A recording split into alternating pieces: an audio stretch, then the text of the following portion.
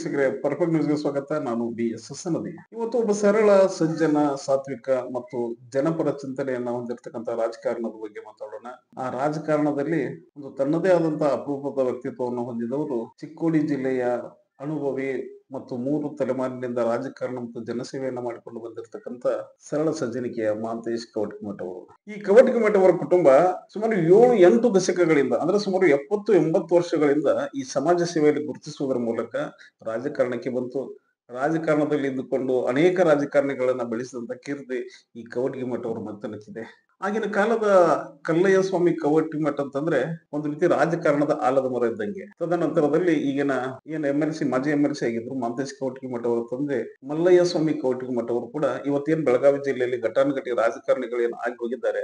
ಅದು ಶಂಕರಾನಂದ್ ಇರ್ಬೋದು, PS ಕೌಜಲ್ಗಿ ಅವರು ಇರ್ಬೋದು, ಅಥವಾ ಸಮಕಾಲೀನರಾದಂತ VL ಪಾಟೀಲ್ ಅವರು ಇರ್ಬೋದು, ಅನೇಕ ಘಟಾನುಘಟಿ ರಾಜಕಾರಣಿಗಳ ಮಧ್ಯದಲ್ಲಿ ತನ್ನದೇ ಆದಂತಹ ವ್ಯಕ್ತಿತ್ವವನ್ನು ರೂಪಿಸಿಕೊಳ್ಳುವುದರ ಜೊತೆಗೆ ಇವತ್ತಿನ ಅನೇಕ ರಾಜಕಾರಣಿಗಳಿಗೆ ಒಬ್ಬ ಮಾದರಿ ರಾಜಕಾರಣಿಯಾಗಿ ಹೊರಹೊಮ್ಮಿದ್ದಾರೆ. ಮೌಲ್ಯಾಧಾರಿತ ರಾಜಕಾರಣವನ್ನ ಮಾಡುವುದರ ಜೊತೆಗೆ ನಿಸ್ವಾರ್ಥ ಬದುಕಿನ ಸೇವೆಯನ್ನು ಮಾಡುವುದರ ಮೂಲಕ ಒಬ್ಬ ಜನರಿಂದ ಆಯ್ಕೆಯಾದಂತಹ ಒಬ್ಬ ಜನನಾಯಕ ಅಥವಾ ಜನಸೇವೆಯನ್ನು ಮಾಡಲು ಅರ್ಹತೆ ಇರತಕ್ಕಂತ ಒಬ್ಬ ನಾಯಕ ಯಾವ ರೀತಿಯಾಗಿರ್ಬೇಕು ಅನ್ನೋದಕ್ಕೆ ಅವರೆಲ್ಲರೂ ಕೂಡ ಮಾದರಿಯಾಗಿದ್ರು. ನಾವೆಲ್ಲ ಒಂದು ತತ್ವಾದರ್ಶದ ರಾಜಕಾರಣ ಅಥವಾ ಸೈದ್ಧಾಂತಿಕ ರಾಜಕಾರಣವನ್ನು ವಿಚಾರ ಮಾಡಿದಾಗ ನಮಗೆ ತಟ್ಟನೆ ಸಿಗೋದು ರಾಮಕೃಷ್ಣ ಹೆಗಡೆ ಅವರು, ದಿವಂಗತ ದೇವರಾಜ ಅರಸ್ ಅವರು, ಎಸ್ ನಿಜಲಿಂಗಪ್ಪನವರು.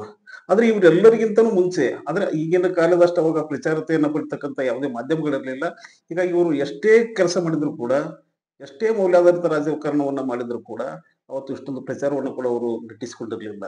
ಆ ಕಾಲದಲ್ಲಿ ಅವರು ಕೂಡ ಅಷ್ಟೊಂದು ಪ್ರಚಾರದ ಗೀಳಿಗೆ ಬಿದ್ದಿರಲಿಲ್ಲ ಅಥವಾ ಪ್ರಚಾರದ ಹಂಗಿಗಾಗಿ ಜನಸೇವೆಯನ್ನು ಕೂಡ ಮಾಡ್ತಾ ಇರ್ಲಿಲ್ಲ. ಇಂತಹ ಮನೆತನದಿಂದ ಬಂದಂತ ಅಂದ್ರೆ ಕವಟಗಿಮಠ ಅವರ ಮನೆತನದಿಂದ ಬಂದಂತ 3ನೇ ತಲೆಮಾರಿನ ಜನನಾಯಕ ಮಹಾಂತೇಶ್ ಕವಟಗಿಮಠ.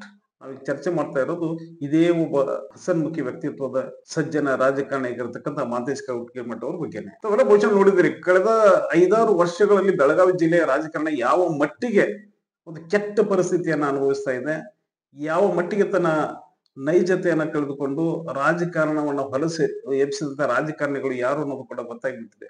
ಇಂತಹುದರ ಮಧ್ಯದಲ್ಲಿ ರಾಜಕಾರಣದ ಒಂದು ಸ್ವಾತಂತ್ರ್ಯ ಅಂತಂದ್ರೆ ಅದು ಮಹಾಂತೇಶ್ ಕವಟಗಿಮಠ ಅಂತ ಹೇಳಿದ್ರೆ ಅತಿಶಯೋಕ್ತಿ ಏನಲ್ಲ. ಇಲ್ಲಿ ನಾವು ಯಾರನ್ನ ಹೊಗಳುವಂತ ಪ್ರಯತ್ನವನ್ನ ಕೂಡ ಮಾಡ್ತಾ ಇಲ್ಲ. ವಾಸ್ತವಿಕತೆಯನ್ನ ಜನರ ಮುಂದೆ ತೆರೆದಿಡುವುದರ ಮೂಲಕ ಒಬ್ಬ ರಾಜಕಾರಣಿ ಅಥವಾ ಒಬ್ಬ ಜನಸೇವಕ ಅಥವಾ ಜನಸೇವೆ ಮಾಡ್ತೀನಿ ಎಂಬ ಸೂಗಿನಲ್ಲಿ ಬಂದಂತ ನಕಲಿ ರಾಜಕಾರಣಿಗಳ ಮಧ್ಯದಲ್ಲಿ ಅಸಲಿ ವ್ಯಕ್ತಿತ್ವವನ್ನು ಹೊಂದುವುದರ ಜೊತೆಗೆ ರಾಜಕಾರಣ ಇರುವುದು ಯಾರಿಗಾಗಿ, ಒಬ್ಬ ಜನನಾಯಕ ಯಾವ ರೀತಿಯಾಗಿ ಜನರ ನೋವುಗಳಿಗೆ ಭಾವನೆಗಳಿಗೆ ಸ್ಪಂದನೆ ಮಾಡಬೇಕು ಅನ್ನೋದಕ್ಕೆ ಅತ್ಯುತ್ತಮ ಉದಾಹರಣೆ ಅಂತಂದ್ರೆ ಇದೇ ಕವಟಗಿಮಠ ಅವರು.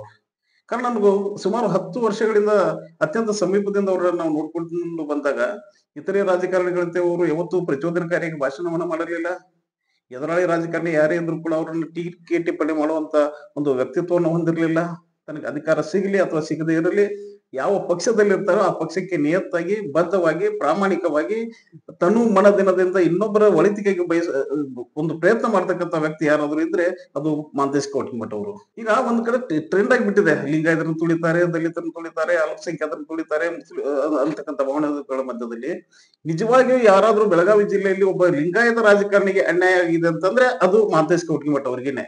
ಜೊತೆಗಿದ್ದುಕೊಂಡು ಬೆನ್ನಿಗೆ ಚೂರಿ ಹಾಕಿದ್ರು, BJP ಅವರು ಅವ್ರಿಗೆ ದ್ರೋಹ ಮಾಡಿದ್ರು, ಕಾಂಗ್ರೆಸ್ನವರು ಅವ್ರಿಗೆ ಕೈ ಕೊಟ್ಟರು. ಇಂತಹ ಒಂದು ಕೆಟ್ಟ ಪರಿಸ್ಥಿತಿಯಿಂದ ಬಂದ್ರು ಕೂಡ ತನ್ನೊಳಗಿರ್ತಕ್ಕಂಥ ನೋವನ್ನ ನುಂಗಿಕೊಂಡು ನನ್ನ ಕುಟುಂಬ ಏನು ಮುಂಚೆಯಿಂದ ಮಾಡಿಕೊಂಡು ಬಂದ ಜನಸೇವೆ ಅದನ್ನ ಮುಂದುವರಿಸಬೇಕಂತಕ್ಕಂಥ ಪ್ರಾಮಾಣಿಕ ಕಳಕಳಿಯಿಂದ ಇವತ್ತಿಗೂ ಅಧಿಕಾರದ ಆಸೆಗೆ ಬೀಳದೆ ಜನಹಿತಕ್ಕಾಗಿ ಜನಸೇವೆಯನ್ನು ಮಾಡ್ತಕ್ಕಂಥ ಬೆಳಗಾವಿ ಜಿಲ್ಲೆಯ ಅಪರೂಪದ ರಾಜಕಾರಣಿ ಮಹಾಂತೇಶ್ ಕವಟಗಿಮಠ. ಇಲ್ಲಿ ಕವಟಗಿಮಠ ಅವರ ಬಗ್ಗೆ ಹೇಳ್ಬೇಕಂದ್ರೆ ಇನ್ನೊಂದು ವಿಶೇಷ ಏನಂತಂದ್ರೆ, ಈಗ ಸದ್ಯಕ್ಕೆ ಮಹಾಂತೇಶ್ ಕವಟಗಿಮಠ ಅವರು KLA ನಿರ್ದೇಶಕ ಅನ್ನೋದು ಬಿಟ್ರೆ ಬೇರೆ ಯಾವ ರಾಜಕಾರಣದ ಹುದ್ದೆಯಲ್ಲಿ ಇಲ್ಲ. ಆದ್ರೂ ಕೂಡ ಏನು ಬೆಳಗಾವಿ ಜಿಲ್ಲೆಯಲ್ಲಿ ಉಸ್ತುವಾರಿ ಮಂತ್ರಿಗಳನ್ನ ಹೊರತುಪಡಿಸಿ ಯಾವ್ದಾದರೂ ಒಬ್ಬ ಶಾಸಕನ ಮನೆಗೆ ಇರದೇ ಇರ್ತಕ್ಕಂಥ ಜನ ಸಮಸ್ಯೆಗಳನ್ನ ಹೇಳ್ಕೊಂಡು ಬರೋದು ಅಥವಾ ಜನರಿಗೆ ತಮ್ಗೆ ಏನಾದ್ರು ತೊಂದರೆ ಆದಾಗ ನಾವ್ ಯಾರನ್ನ ಕಾಣ್ಬೇಕಂತ ಹೇಳಿ ಮನಸ್ಥಿತಿ ಬಂದಾಗ ಅವ್ರಿಗೆ ಮೊದಲು ಕಂಡು ಬರೋ ಹೆಸರೇ ಮಹಾಂತೇಶ್ ಕವಟಗಿಮಠ ಅವ್ರದ್ದು. ಈ ಮನುಷ್ಯ ಯಾವತ್ತು ಇವ್ರನ್ನ ನಂಬಿಕೊಂಡು ಬಂದವರಿಗೆ ಸುಳ್ಳು ಆಶ್ವಾಸನೆಗಳನ್ನ ಕೊಡ್ಲಿಲ್ಲ, ಸುಳ್ಳು ಭರವಸೆಗಳನ್ನ ಕೊಡಲಿಲ್ಲ, ಯಾರನ್ನು ಜಾತಿ ಭಾಷೆ ಧರ್ಮದ ಆಧಾರದ ಮೇಲೆ ವಿಂಗಡಣೆ ಮಾಡಿ ಅವರನ್ನು ನೋಡ್ಲಿಲ್ಲ, ಯಾರನ್ನು ತುಚ್ಛ ಭಾವನೆಯಿಂದ ಕಾಣಲಿಲ್ಲ. ಇಂಥ ಅಪರೂಪದ ವ್ಯಕ್ತಿತ್ವ ಇರೋದ್ರಿಂದ ಕೂಡ ಕವಟಗಿಮಠ ಅವರಿಗೆ ಅಧಿಕಾರ ಇರ್ಲಿ ಇಲ್ಲದೆ ಇರ್ಲಿ ಜನ ಮಾತ್ರ ಅವ್ರ ಜೊತೆಗಿದ್ದಾರೆ ಅನ್ನೋದಕ್ಕೆ ನೀವು ಅವ್ರನ್ನ ಒಂದು ಸಾರಿ ಅವ್ರ ಮನೆಗೆ ಹೋಗಿ ಕಂಡಾಗ ಅವ್ರ ಸುತ್ತಮುತ್ತ ಇರ್ತಕ್ಕಂಥ ಜನ ಅಥವಾ ಸಮಸ್ಯೆಗಳನ್ನ ಹಿಡ್ಕೊಂಡು ಬಂದಂತ ಜನಗಳನ್ನ ನೋಡಿದಾಗ ಅಥವಾ ಆ ಜನಗಳ ಸಮಸ್ಯೆಗೆ ಮಹಾಂತೇಶ್ ಕವಟಗಿಮಠ ಅವರು ಸ್ಪಂದನೆ ಮಾಡುವ ರೀತಿಯನ್ನು ನೋಡಿದಾಗ ಈತ ಒಬ್ಬ ಎಂತಹ ಅಮೂಲ್ಯ ರಾಜಕಾರಣಿ ಅನ್ನೋದು ಎಲ್ಲರಿಗೂ ಗೊತ್ತಾಗ್ಬಿಡ್ತದೆ. ನಿನ್ನೆ ಮೊನ್ನೆ ಬಂದಂತಹ ಎಷ್ಟೋ ದಗಲ್ಬಾಜಿ ರಾಜಕಾರಣಿಗಳು ಒಂದು ಅಧಿಕಾರದ ಮದದಿಂದ ಅಥವಾ ದುಡ್ಡಿನ ದರ್ಪದಿಂದ ಅಥವಾ ಯಾರ್ಯಾರ್ದು ರೆಕಮೆಂಡೇಶನ್ ಇಟ್ಕೊಂಡ್ ಬಂದು ನಾನು ಕೂಡ ಒಬ್ಬ ರಾಜಕಾರಣಿ ಅಂತ ಹೇಳಿ ಆ ಸೋಜಿನಲ್ಲಿ ಮೆರೆತಕ್ಕಂತ ಜನರ ಮುಂದೆ ಸುಮಾರು 70-80 ವರ್ಷಗಳಿಂದ ರಾಜಕಾರಣವನ್ನೇ ತನ್ನ ಉಸಿರಾಗಿ ಬಂದಂತ ಕವಟಿಗೆ ಮಠ ಅವರ ಕುಟುಂಬದ ಈ ಕೂಡಿ ಮಹಾಂತೇಶ್ ಕವಟಿಗೆ ಮಠ ಎಂದಿಗೂ ಅಹಂಕಾರವನ್ನ ಪಡಲಿಲ್ಲ, ಯಾರೊಂದಿಗೂ ಅಸಭ್ಯವಾಗಿ ವರ್ತನೆಯನ್ನ ಮಾಡಲಿಲ್ಲ, ಯಾರನ್ನು ಟೀಕೆ ಮಾಡ್ತಕ್ಕಂಥ ಪ್ರಯತ್ನಗಳನ್ನ ಮಾಡಲಿಲ್ಲ. ನಾನಿರೋದೇ ಜನರಿಗಾಗಿ ಜನಸೇವೆಗಾಗಿ ಅಂತ ಹೇಳಿ ತಿಳಿದುಕೊಂಡು ದೇವರು ಮುಚ್ಚುವ ಕೆಲಸವನ್ನ ಮಾಡ್ತಾ ಇರೋದು ಯಾರಾದ್ರೂ ಈ ಜಿಲ್ಲೆಯಲ್ಲಿದ್ರೆ ಅದು ಮಹಾಂತೇಶ್ ಕವಟಿಮಠ ಅವರು. ಹೀಗಾಗಿ ಒಂದು ರೀತಿಯಾಗಿ ನಾವು ಹೇಳ್ಬೇಕು ಅಂತಂದ್ರೆ ಮಹಾಂತೇಶ್ ಕವಟಿಮಠ ಇದು ತುಂಬಿದ ಕೊಡ, ಇದು ಯಾವತ್ತೂ ತೊಳ್ಕು ಗೋಜಕ್ ಹೋಗಿಲ್ಲ. ನಾನು ಹಾಗಿದ್ದೀನಿ, ನಾನು ಹೀಗಿದ್ದೀನಿ, ನನ್ನ ಮನೆತನ ಹಂಗಿತ್ತು, ನಮ್ಮ ಅಜ್ಜ ಹಂಗಿದ್ದ, ನಮ್ಮ ಕಾಕ ಹಿಂಗಿದ್ದ, ನಮ್ಮ ಅಪ್ಪ ಹಿಂಗಿದ್ದ ಅಂತಕ್ಕಂಥ ಆಡಂಬರವನ್ನ ಇವತ್ತಿಗೂ ಆತ ಎಲ್ಲಿಯೂ ತೋರಿಸ್ಕೊಂಡಿಲ್ಲ ಅನ್ನೋದು ಅವರ ನಿಜವಾದ ವ್ಯಕ್ತಿತ್ವಕ್ಕೆ ಹಿಡಿದಂತ ಕೈಗನ್ನಡಿ ಆಗಿದೆ. ಕವಟಿಮಠ ಅವರು ಕೇವಲ ಒಬ್ಬ ರಾಜಕಾರಣಿಯನ್ನಾಗಿ ನಾವು ನೋಡೋದು ಬೇಡ. ಅವ್ರಲ್ಲಿ ದಾಸೋಹ ಪರಂಪರೆ ಇದೆ, ಮಠ ಮಂದಿರಗಳ ಬಗ್ಗೆ ಗೌರವ ಇದೆ, ಸಾಧು ಸಂತರ ಬಗ್ಗೆ ಒಂದು ಕನಿಕರ, ಗೌರವ, ಪ್ರೀತಿ, ಕಾಳಜಿ ಇದೆ, ಬಡವರ ಬಗ್ಗೆ ಕರುಣೆ ಇದೆ, ಅಂತಃಕರಣ ಇದೆ, ತಾಯಿ ಹೃದಯ ಇದೆ. ಒಬ್ಬ ರಾಜಕಾರಣಿಗೆ ಅಥವಾ ಒಬ್ಬ ಜನನಾಯಕನಿಗೆ ಇದಕ್ಕಿಂತ ಹೆಚ್ಚಿನ ಅರ್ಹತೆಗಳು ಇನ್ನೇನು ಇರೋದಕ್ಕೆ ಸಾಧ್ಯ? ಹಾಗೆ ನಾವು ಡೀಪ್ ಆಗಿ ಅಬ್ಸರ್ವೇಷನ್ ಮಾಡಿದಾಗ ಕವಟಿಗೆ ಮಠ ಅವರಿಗೆ ರಾಜಕಾರಣ ಅವಶ್ಯಕತೆ ಇಲ್ಲ, ರಾಜಕಾರಣಕ್ಕೆ ಕವಟಿಗೆ ಮಠದವರ ಅವಶ್ಯಕತೆ ಇದೆ. ಅದನ್ನ ಎಲ್ಲಾ ಪಕ್ಷದ ನಾಯಕರು ಗುರುತಿಸಿಕೊಂಡು ಇಂತಹ ವ್ಯಕ್ತಿಯನ್ನ ಪಕ್ಷಾತೀತವಾಗಿ ಬೆಳೆಸತಕ್ಕಂತ ಪ್ರಯತ್ನವನ್ನು ಏನಾದ್ರು ಮಾಡಿದ್ರೆ ಸಮಾಜ ಖಂಡಿತವಾಗಿಯೂ ಬದಲಾವಣೆಯ ದಾರಿಯನ್ನ ಕಾಣ್ತದೆ. ಒಬ್ಬ ಮಹಾಂತೇಶ್ ಕವಟಿಮಠ ಅವರಿಂದ ಸಮಾಜ ಪರಿವರ್ತನೆ ಆಗ್ತಿದೆ ಅಂತ ಹೇಳ್ತಾ ಇಲ್ಲ. ಇಂಥ ಅಪರೂಪದ ವ್ಯಕ್ತಿತ್ವವನ್ನು ಹೊಂದಿರತಕ್ಕಂಥ ರಾಜಕಾರಣಿಗಳನ್ನ ನೋಡಿ ಮುಂದೆ ಬರ್ತಕ್ಕಂಥ ಯುವ ಪೀಳಿಗೆಯ ರಾಜಕಾರಣಿಗಳು ತಮ್ಮಿಂದ ತಾವೇ ಬದಲಾವಣೆ ಆಗೋದಕ್ಕೆ ಪ್ರೇರಣೆ ಕವಟಿಮಠದವ್ರು ಆಗ್ತಾರೆ. ಇದನ್ನ ನಾವು ಖಂಡಿತವಾಗಿ ಹೇಳ್ತಾ ಇದ್ದೀವಿ. ಇಂಥ ಮೌಲ್ಯಾಧಾರಿತ ರಾಜಕಾರಣಿ ಸದ್ಯದ ಪರಿಸ್ಥಿತಿಯಲ್ಲಿ ಬೆಳಗಾವಿ ಜಿಲ್ಲೆಗೆ ಅನಿವಾರ್ಯ ಕೂಡ ಹೌದು. ಕವಟಿಮಠ ಅವರ ಬಗ್ಗೆ ಎಲ್ಲಿಯೂ ಕೂಡ ಪಕ್ಷಪಾತ ಅನ್ನೋದಿಲ್ಲ, ಜಾತಿಯ ವಿಷ ಬೀಜ ಬಿತ್ತಾರೆ ಅಂತಕ್ಕಂಥದ್ದಿಲ್ಲ, ಕೀಳು ಮಟ್ಟದ ಭಾಷೆಯನ್ನ ಬಳಸ್ತಾ ಅಂತಕ್ಕಂಥ ಆರೋಪಗಳಿಲ್ಲ, ಯಾರನ್ನು ಭೇದ ಭಾವ ಮಾಡಿ ನೋಡ್ತಾರೆ ಅಂತಕ್ಕಂಥ ಚರ್ಚೆಗಳು ಕೂಡ ಇಲ್ಲಿಯೂ ಆಗೋದಿಲ್ಲ.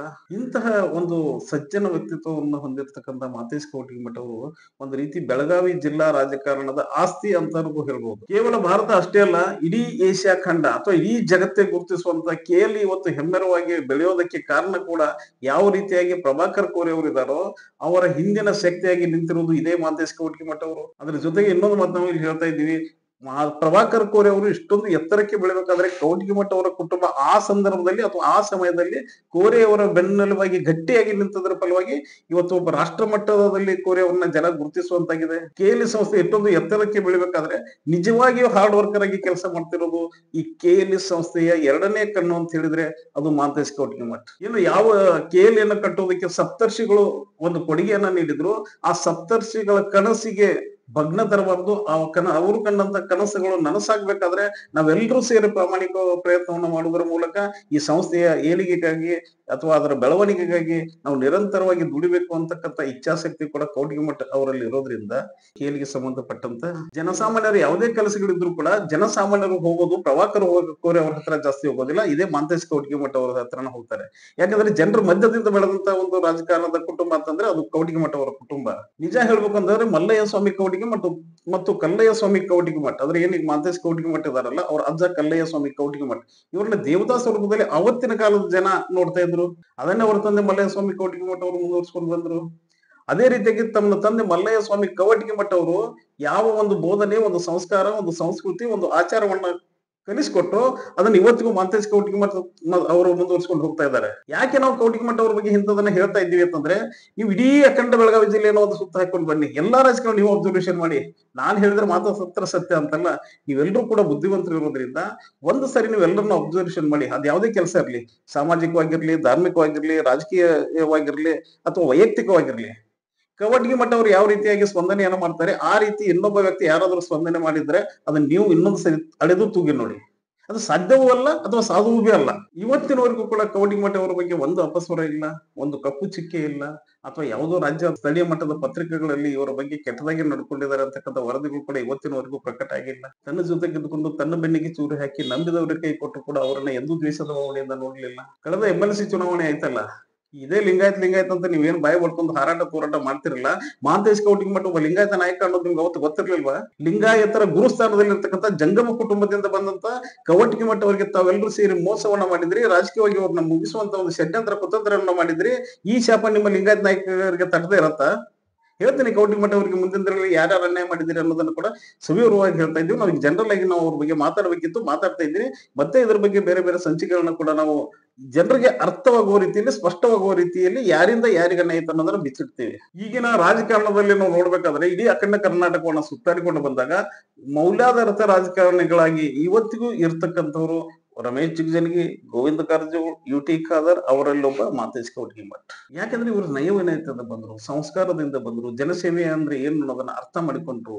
ರಾತೋರಾತಿ ಇವರೆಲ್ಲ ಏನ್ ಲೀಡರ್ ಆಗಿ ಒಂದು ವೈಟ್ ಶರ್ಟ್ ಹಾಕೊಂಡು ಮಿರಿ ಮಿರಿ ಮಿಂಚಿ ಪೋಸ್ ಕೊಟ್ಟವರಲ್ಲ ಇವರೆಲ್ಲ. ತನ್ನ ಕಣ್ಣಿಂದ ತನ್ನ ತಂದೆ ಬೆಳೆದಂತ ರೀತಿ, ತನ್ನ ತಾತ ಬೆಳೆದಂತ ರೀತಿ, ತಮ್ಮ ಕುಟುಂಬ ಯಾವ ರೀತಿಯಾಗಿ ಸಮಾಜಕ್ಕೆ ಕೊಡುಗೆಯನ್ನು ನೀಡ್ತು ಅದನ್ನ ಕಣ್ಣಾರೆ ಕಂಡು ಅನುಭವಿಸಿ ಬಂದಂತ ರಾಜಕಾರಣಿ ಕವಟಗಿಮಠ ಆಗಿರೋದ್ರಿಂದ ಇಂತಹ ವ್ಯಕ್ತಿಗಳ ಪರವಾಗಿ ಜನಸಾಮಾನ್ಯರು ನಿಲ್ಲುವುದರ ಜೊತೆಗೆ ಒಬ್ಬ ಮಡಿವಂತಿಕೆಯ, ಒಬ್ಬ ಸಜ್ಜನ, ಒಬ್ಬ ಸಾತ್ವಿಕ ನಾಯಕನ ಬೆನ್ನಿಗೆ ನಾವೆಲ್ಲರೂ ನಿಂತರೂ ಕೂಡ ಅದು ನಿಜವಾದ ಪ್ರಜಾಪ್ರಭುತ್ವದ ಮೌಲ್ಯವನ್ನ ಎತ್ತಿ ಹಿಡ್ದಂಗಾಗತ್ತೆ ಅಂತ ಹೇಳಿ ನಮ್ಮ ಒಂದು ಕಳಕಳಿಯ ವಿನಂತಿ. ಮತ್ತೆ ಮುಂದಿನ ದಿನಗಳಲ್ಲಿ ಈ ಕವಟಗಿಮಠ ಅವರ ಕುಟುಂಬದ ಬಗ್ಗೆ, ಮಾಂತೇಶ್ ಕವಟಗಿಮಠ ಅವರ ಬಗ್ಗೆ ಮುಂದಿನ ದಿನಗಳಲ್ಲಿ ನಾವು ಸಂಚಿಕೆಯ ರೂಪದಲ್ಲಿ, ಸರಣಿಯ ರೂಪದಲ್ಲಿ ಅಂಕಣವನ್ನು ನಾವು, ನಮ್ಮ ಉದ್ದೇಶ ಅಷ್ಟೇ ನೈತಿಕತೆ ಇರತಕ್ಕಂತ, ಜನರ ಹಿತಕ್ಕಾಗಿ ಜನಪರ ಚಿಂತನೆ ಇರತಕ್ಕಂತ ರಾಜಕಾರಣಿಗಳಿಗೆ ಇನ್ನೂ ಕೆಲವೊಂದಿಷ್ಟು ಕಾಲ ಅವಕಾಶಗಳನ್ನ ಕೊಟ್ರೆ ಖಂಡಿತವಾಗಿಯೂ ಸಮಾಜ ಪರಿವರ್ತನೆ ಆಗ್ತದೆ ಅಂತಕ್ಕಂಥದ್ದೇ ನಮ್ಮ ಒಂದು ಸಾಮಾಜಿಕ ಕಳಕಳಿಯ ಒಂದು ಭಾಗ ಆಗಿದೆ. ಈ ಸಂಚಿಕೆಯನ್ನು ಮುಗಿಸುವುದಕ್ಕಿಂತ ಮುಂಚೆ ಇನ್ನೊಂದು ಮಾತು ಹೇಳ್ತೀನಿ.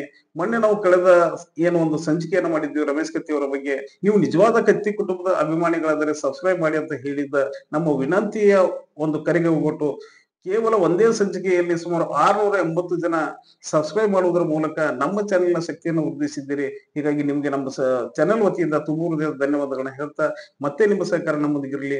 ಇನ್ನೂ ಯಾರು ಕೂಡ ಸಬ್ಸ್ಕ್ರೈಬ್ ಮಾಡಿಲ್ಲ ಅವ್ರು ದಯವಿಟ್ಟು ಮಾಡುವುದರ ಮೂಲಕ ಗಟ್ಟಿತನದ ವರದಿಗಳನ್ನ ಮಾಡ್ತಾ ಇದ್ದೀವಿ. ಆ ಗಟ್ಟಿತನಕ್ಕೆ ಶಕ್ತಿಯಾಗಿ ನಿಲ್ಲುವ ಕರ್ತವ್ಯ ಜವಾಬ್ದಾರಿ ನಿಮ್ದು ಇರೋದ್ರಿಂದ, ಅಥವಾ ನಿಮಗೆ ಮನವರಿಕೆ ಆದಂತ ಯಾವುದೇ ಸುದ್ದಿಗಳನ್ನು ಇದ್ರೂ ಕೂಡ ನಮ್ಮ ಗಮನಕ್ಕೆ ತರುವುದರ ಮೂಲಕ ನಾವು ನಿಮ್ಮ ಧ್ವನಿಯಾಗಿ ಕೆಲಸ ಮಾಡೋದಕ್ಕೆ ರೆಡಿ ಇದ್ದೀವಿ ಅಂತ ಹೇಳ್ತಾ ಈ ಸಂಚಿಕೆಯನ್ನು ಎಲ್ಲಿ ಮುಗಿಸ್ತಾ ಇದ್ದೀನಿ. ಭಗವಂತ ತಮ್ಮೆಲ್ಲರಿಗೂ ಒಳ್ಳೆಯದನ್ನ ಮಾಡಲಿ.